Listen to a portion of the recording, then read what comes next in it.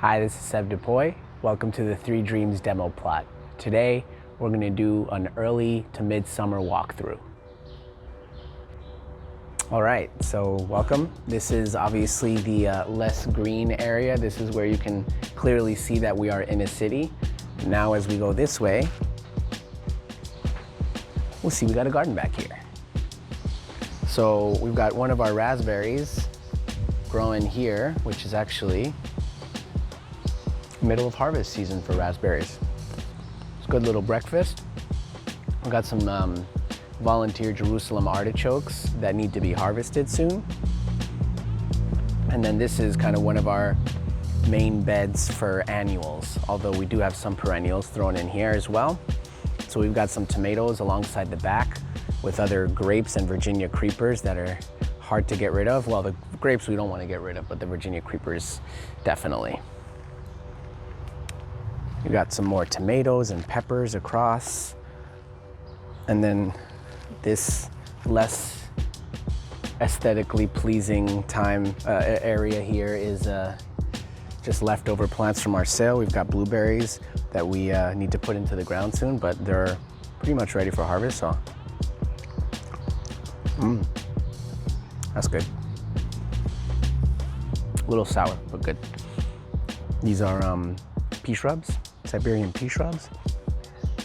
Got some flowers in here, zinnias, some eggplants, putting on some flowers, which is great. Love to see it. Some peppers here. Let's see what else we got growing. We got more raspberries. This is kind of like the general seating area. Keep in mind this space it's a shared space. It's not just my space, so definitely want to share it with the neighbors, have them feel welcome, have a place where people can congregate and spend some time. We've got a little young lilac tree growing here, and in and around it, we've got some currants here, some white currants, I believe, yarrow, comfrey, and then violets. Violets as a ground cover, they grow naturally here. We don't necessarily want to get rid of them, but we do cut them back from time to time just to be able to establish other plants that are of more use to us, direct use to us, even though the violets do give good early spring food for pollinators. They're one of the first things to bloom, so it's always beautiful seeing the flowers bloom. Now they're not blooming anymore, but we'll probably get another bloom before the end of the season.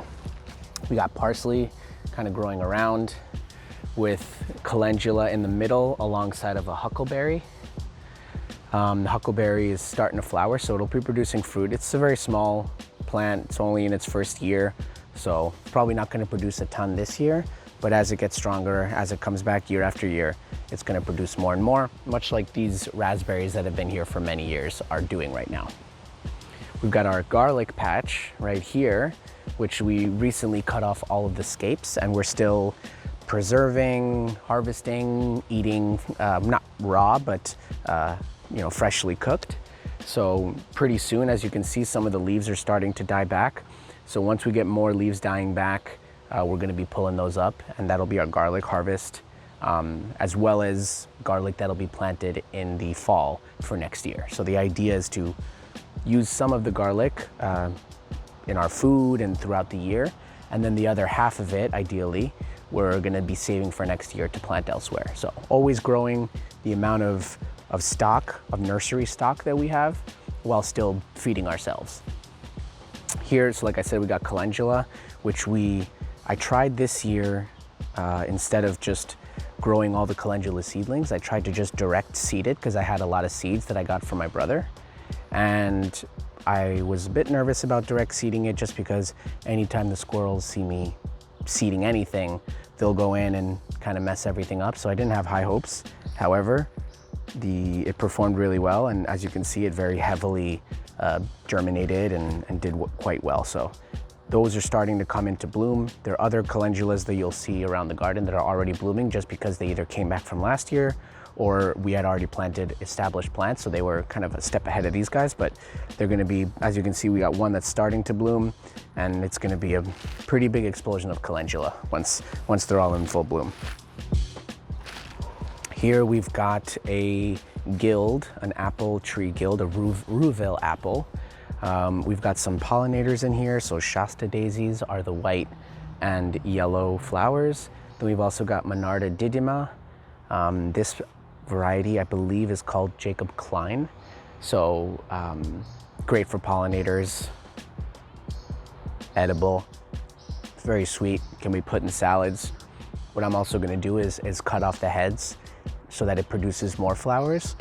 You don't wanna cut too much. Like I wouldn't cut all of these heads off. I'd cut maybe like one off of each plant at this point, and then it'll start producing more. It'll push out more flowers, and then we can harvest, because we also wanna leave food for the pollinators as well.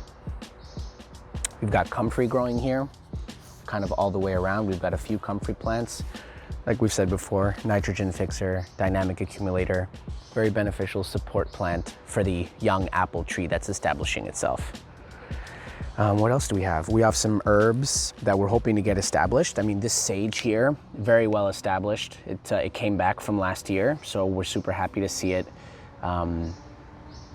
just getting stronger and stronger. We've got some, a little alyssum plant that didn't actually do so well. It was messed with a lot by the squirrels, so it never established itself. We had a few times here that were kind of leftovers in their small pots, and they weren't super strong, but we're trying to get them established so that they can survive the winter and come back stronger next year. And then I believe the last thing we've got another couple things in here. This is a Lindenberry right here. So I believe we got this from Jonah Newmark. So thanks so much, man. So this one's establishing itself here. We wanted to put it on the south side of here because it's definitely gonna need a good amount of sun. So it's getting the sun coming here all day. Doesn't really get shaded until late in the day when the Shastas might shade a little bit, but they'll be happy there. We've also got some cilantro or coriander at this point because it's already flowered. And a lot of people would say, oh, you know, what's the point? You're not eating the cilantro. But at the same time, cilantro, while it's still harvestable as a leaf, is great culinarily speaking. But once it goes to flower and it's coriander, the flowers of coriander attract hoverflies, which I believe are predators to aphids. So hoverflies are definitely good things you want to have, good plants or good beneficial insects to have in the garden. So that's why we planted it there in the hopes that it'll reseed itself and we'll continue to get beneficial predators on the aphids that, you know, they're always here with such diversity and humidity. Aphids are going to be out in full force. So something to keep in mind. Moving on to this next guild, which has a much less established tree because of some of the pests that we deal with, i.e. squirrels, which I just recently found out that squirrels actually like to snap off branches of trees, of young trees, in order to make their nests. So I was wondering why they did that in the past, but now I know that they like young trees to do that.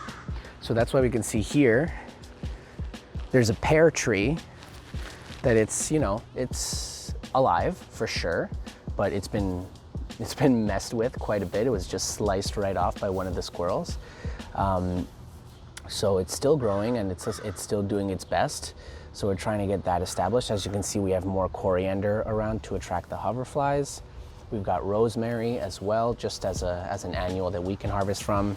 Hopefully deter some pests with its aroma. Comfrey, always, all the way around. I know it probably, some people would look at this and say, oh, that's pretty invasive. Well, the thing is, all of these plants, you know, there are probably 1, 2, 3, 4, 5, 6, maybe 8 total around the tree. It didn't spread itself. We planted each of the plants, and they actually don't spread, you know, very widely. They just get a little bigger where the base of the plant is. So, and not only that, but it can be cut down really heavily, which releases nitrogen into the soil since they're nitrogen fixers. And then we also can accelerate our compost by putting everything we cut, all the kind of chop and drop.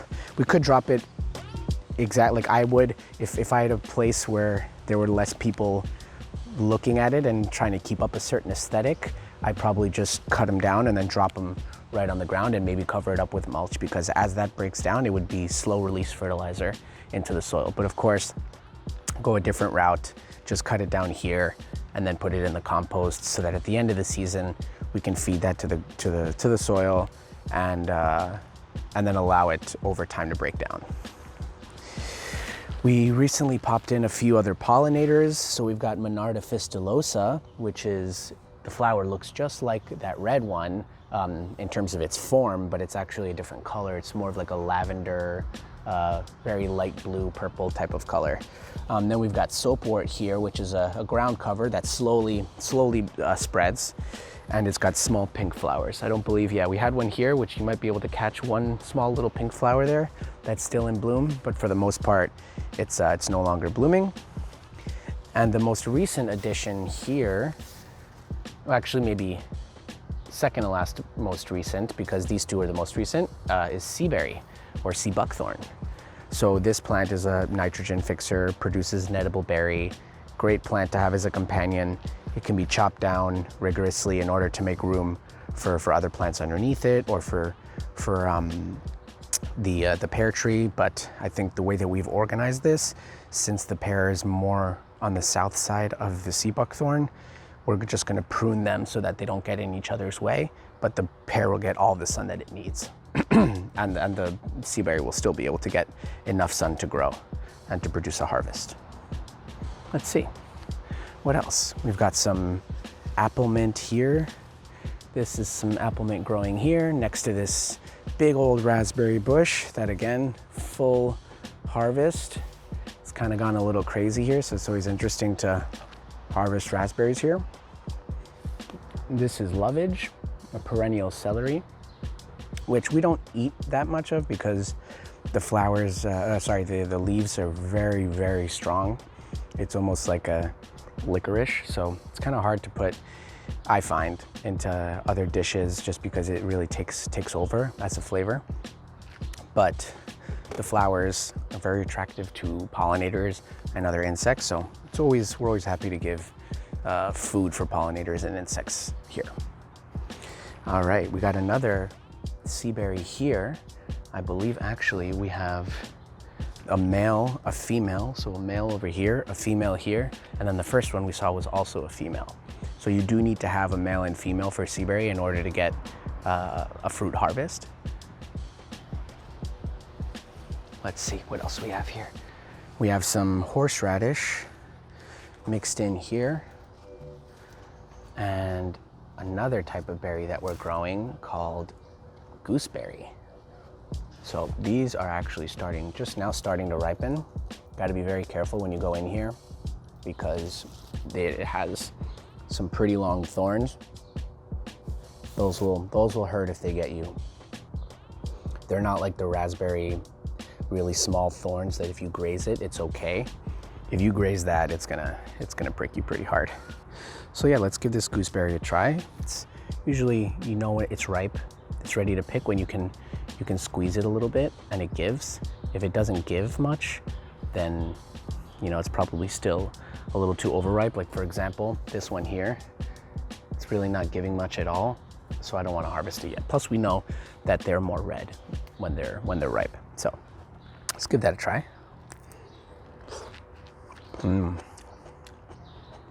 Juicy. Very juicy.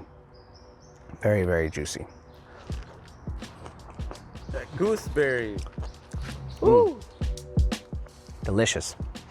All right, we've also got some garlic chives growing here, which we can eat. Also, when they flower, great for pollinators. As you can see here, the flower has dried up.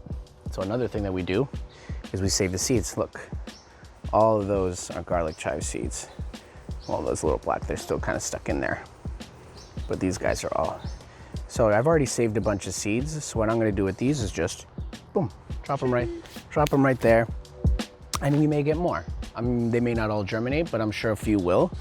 And that's a very good way for us to slowly spread some of the plants. And what we can do also over time is if people want garlic chives, if they want plants of their own, we can dig them up and propagate them just by separating this one. Because as you can see, there are a lot of chives going here. So if you're very careful about it, you can separate them out, put them into individual pots, and then sell them to people that are interested, right? Let's see what else we got here. We got some more bee balm. Actually, these we originally got from our neighbor. So as you can see on the other side of the fence, she was growing them, and then they just naturally you know, fences are not necessarily borders for plants. They're gonna cross the border, which they did. And so now they've pushed over. We replanted some elsewhere. We've got some peppermint growing here, which I find in my experience, it spreads a lot slower than spearmint, which spearmint will send out rhizomes kind of way deep into the soil and then pop up a bunch all over. Whereas the peppermint is more of like a slowly spreading, kind of like some of the other plants I've talked about, like the soapwort, like comfrey. It'll get bigger in its spot, but it spreads slower than others. Let's see what else we got here. We got some haskaps or honeyberries. They have a lot of different names. This one already put on some fruit this year, so it's continuing to grow, but we're gonna create some cuttings. As you can see, the growth is getting a little bit woodier. So it's no longer at a point where you can take green cuttings or softwood cuttings. So we're gonna wait for that to harden, leaves to fall off, and then in the spring, we're gonna take cuttings. We could probably get another dozen or so plants just from this one alone. And this one, I believe, so like the seaberry, you need a male and a female. And one of these, so I believe that's the male over there, kind of past this seaberry right over there, and this one's the female. Actually, I'd have to see. Whoop. Well, I can't find the tag, but I know one's male, one's female. I forget exactly which one's which. We've got another variety of garlic growing here. So just filling in some space. And then behind, it looks kind of wild, but we have a few trees that are growing there just very, very temporarily. This is not where they're gonna live out the rest of their days. They're gonna be transplanted and brought out to the country to Orford.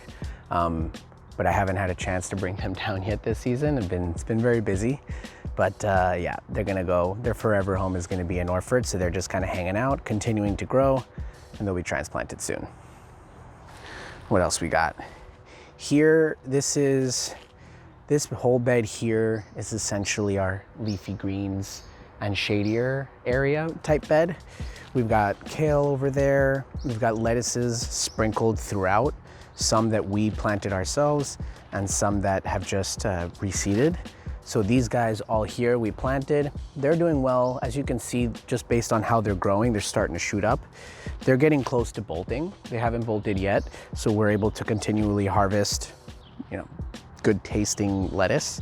But probably within the next 3 weeks or so, once we get into the really hot parts of the summer, they're gonna bolt, which means they're gonna go to flower, and the leaves are not gonna taste as good as they normally do. They're just gonna be a bit more bitter.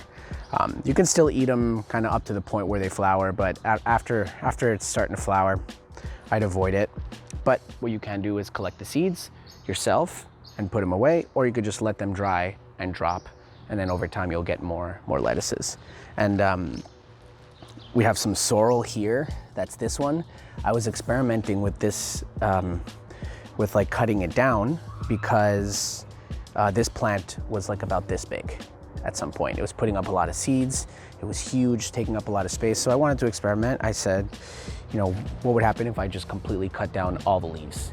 And I did harvest most of them, but there were some, you know, that weren't looking so good, so I didn't. But I thought, okay, with this plant, it's a perennial, so that already leads me to believe that it's pretty hardy and it could take a little bit of abuse. Not that I think it's abuse, I think it's a way to stimulate it also. So what I did was I cut it all the way down to this little bit, and as you can see, it's putting on more leaves. So now I know that sorrel can be cut down pretty heavily and it'll still survive and continue growing strong. And also, as you can see, if you look closely here, you'll find those same kind of red veined leaves, little ones all over. I mean, they're probably in this like 2 square foot area, there are probably 30 plants, 30 sorrel plants. See, all here, all these little guys. This is from this plant reseeding itself. So, you know, something definitely be aware of. And those can, same concept with other plants that I was talking about, those can be dug up and potted up and then sold to people who are interested in having a perennial lettuce, which is, you know, most of the lettuce that we eat is not perennial. And this one's a bit different. It's not the kind of lettuce that you would have an entire salad just from this lettuce. It's strong, kind of sour, lemony taste. But if you kind of put it in with other lettuces, it gives you a really good little zest. Plus, I believe that people make drinks out of it too. Sorrel drinks, right? I haven't tried that yet. This area is a wildflower bed, as well as it's budding guild. So what we have here is a pawpaw tree, which is it's like the closest thing that we have in the Northeast to a tropical fruit. It's kind of a mix between a mango and a cucumber, and I actually haven't tried it myself, but that's what people have told me. And it's growing quite well. It's not going to be producing fruit this year, I don't believe, but potentially by next year it will. As you can see though, well established. It's already, you know, putting on some hard bark, so that's going to protect it from any kind of pests, squirrels, things like that, right? Here we have a cherry tree, so a masquinonge cherry, and then all around on the ground we have some flowers. We got lupins, those like star-shaped leaves over there. Those are lupin, kind of amongst the apple mint. Down here we have Monarda fistulosa, which again was that an indigenous variety of bee balm or bergamot, a lot of different common names. We've got some zinnias growing here. These guys right there, they're not putting on flowers just yet, but they will. Here we have our soapwort, which has exactly one flower left. Here we've got some rudbeckias, evening primrose. We've got a pink currant bush mixed in here. So it's in its first year, still producing a little bit of fruit, not very much, but these are delicious, edible raw. They can be processed. They're good, very sweet. You got some calendula budding through here. And then we have a very, very young hazelburt bush. Or sorry, this is a beaked hazel actually. So a hazelburt is a mix. It's a cross between a hazelnut and a filbert. So this one is just a beaked hazel, so it's a hazelnut. And then what else do we have? We've got some more calendula here, some sage, some clover that just pops up. But you know, since it's a nitrogen fixer, I don't want to pull it out, but I do want to cut it so that now we just released a little bit of nitrogen into the soil. So that's a slow release fertilizer for the beaked hazel, which is close to it, for the sage right here. We could do that, and we could repeat that kind of all the way around, because this isn't going to kill the clover. Actually, we could even just lie this here, and that's just going to be like mulch. That's not going to kill the clover, but it'll definitely release some nitrogen in there. We've got some yarrow here, very good medicinal plant, starting to put on some flowers very soon. We've got alfalfa as well, which is another amazing nitrogen fixer. So this one, same deal as the clover. I'm gonna cut some of this down, let it just compost in place and slowly feed the soil. Cut this down a little bit more. There we go.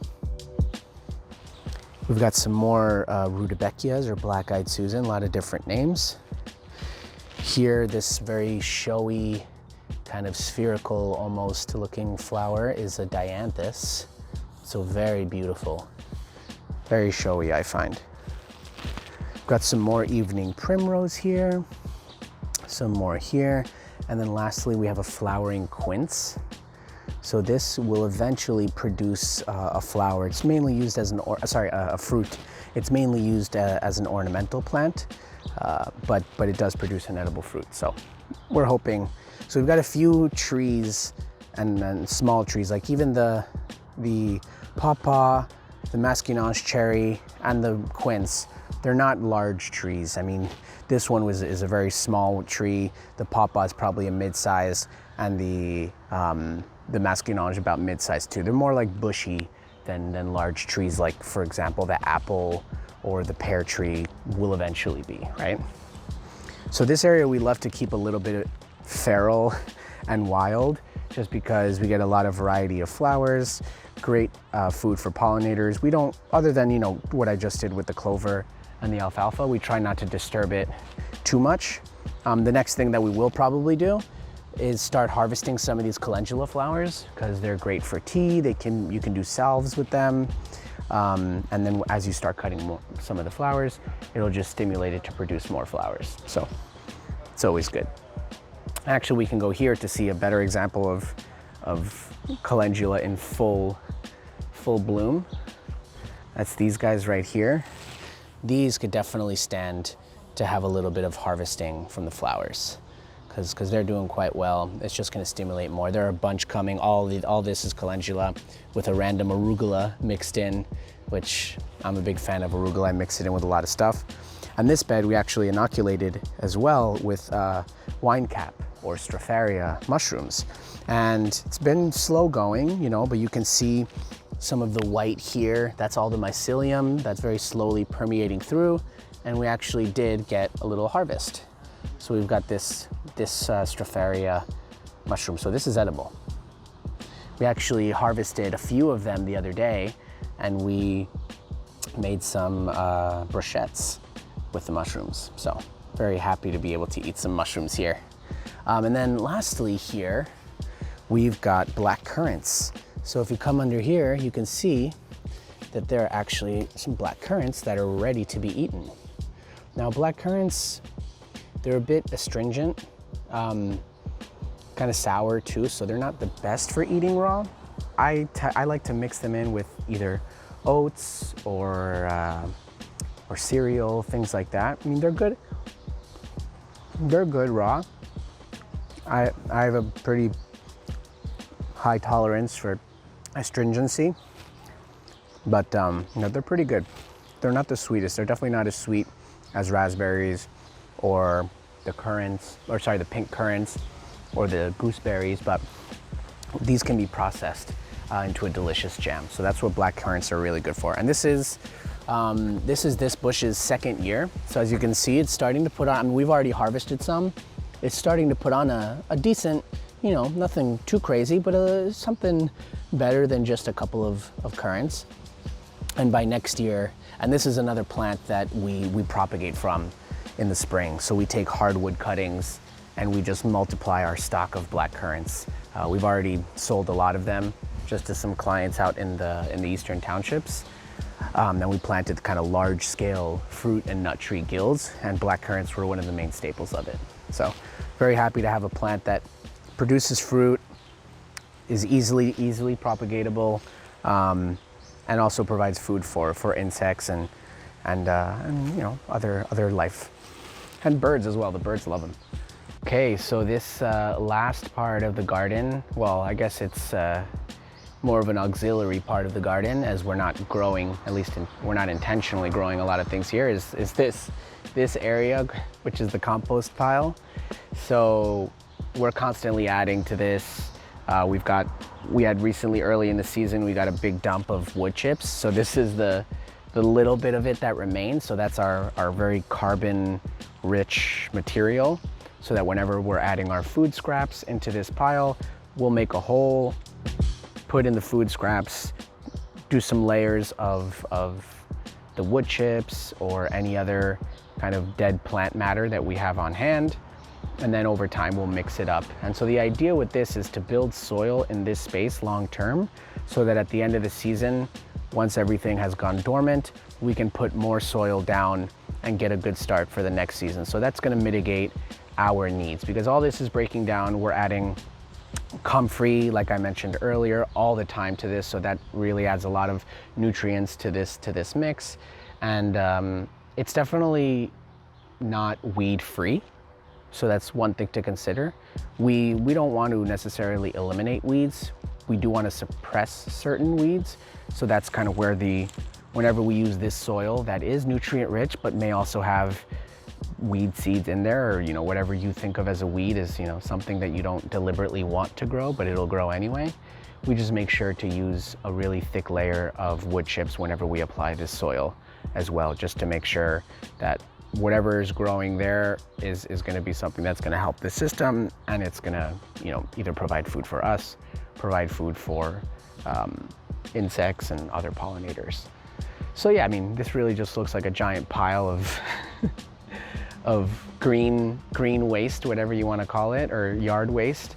But we do mix it up, and as you can see, there are things that already grow in. There's some grasses, and we also, when we do work at clients' places, we collect a lot of, whether we're taking out grass to plant like a clover lawn, or we're pulling up weeds. That's all stuff that we hold on to and we put into bags, and then we throw it in here, and that just adds to our soil building over time.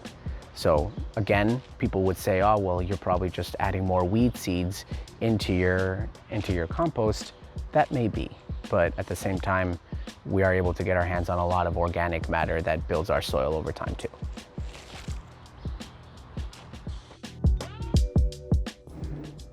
Well, ladies and gentlemen, and everyone between, there you have it. That's how you do a garden in the urban centers of Montreal. And believe it or not, this area used to be a parking lot. And for gardening back here and sharing my experiences with Seb, I've learned that, it really brings community together. It really helps us learn and share experiences. And, it's a way of communities rebuilding themselves organically. His neighbors get to come out, share the space, learn what he's doing, learn about food. And, people become more attached and connected to each other. And that, I believe, is something that, cities really need, especially when you have assets or skills that other people may need, and they have things that you may need. It's just how civilizations were created and formed. But if you're a gardener out there in the Montreal area, please share, like, and subscribe. And don't be shy, because I'm willing to come to your garden and share your skills and knowledge with the world. And as always, thanks for gardening and watching. Bye-bye now. Smile, Dom.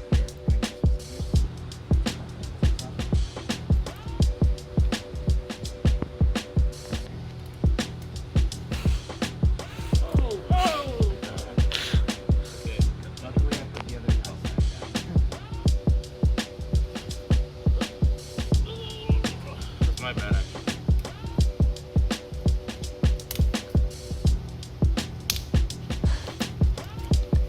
Cutting with Dom. It's fun.